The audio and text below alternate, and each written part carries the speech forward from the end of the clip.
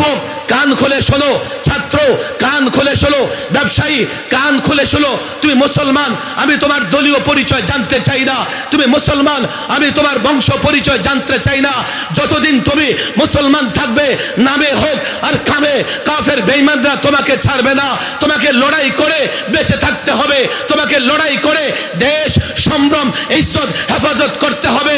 কিন্তু কি করে লড়াই করবে? ইসলাম ধরো ১৫০০ বছর আগে বদর প্রান্তরে ৩১৩ জন ইসলাম ধরেছে, তাদের মোকাবেলায় হাজারের বাহিনী টিকতে পারে নাই। খন্দকের যুদ্ধে সামান্য কয়েকজন হাতিয়ার হাতে নিয়েছে, তার মোকাবেলায় আরবদের নেটো যৌথ বাহিনী কাফের বেঈমান ইহুদি নাসারা একসঙ্গে মদিনা আক্রমণ করেছে। ওই দুর্বল সাহাবীদের মোকাবেলায় টিকতে পারে নাই, এজন্যই টিকতে পারে নাই, তারা ইসলাম ধরেছে। তুমি কি বলো? রোমানদের যুদ্ধের কথা স্মরণ করো। মুসলমানদের বাহিনী মাত্র ৩০,০০০ আর রোমানরা ২ লক্ষ। ইসলাম মুসলমানদের মোকাবেলায় টিকতে পারে নাই। ভারতে ইসলাম কি করে এসেছে?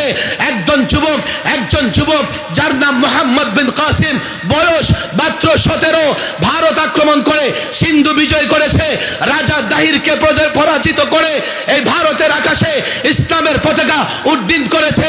এর অর্থই হচ্ছে আল ইসলামু ইয়ালু ওয়ালা ইউলা।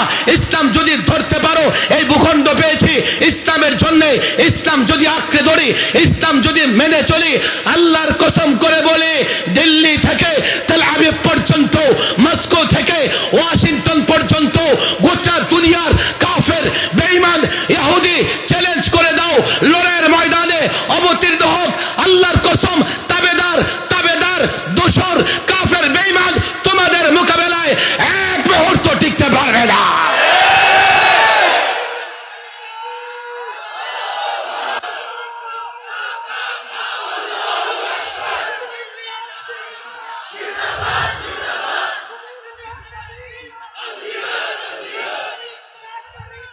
দেড় হাজার বছর পরে আল্লাহ তার সহযোগিতার একটা নমুনা দেখাই দিয়েছেন আফগানিস্তানে।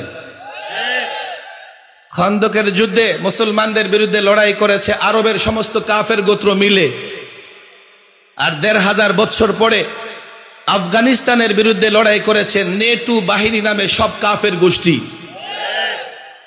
১৫০০ বছর পরে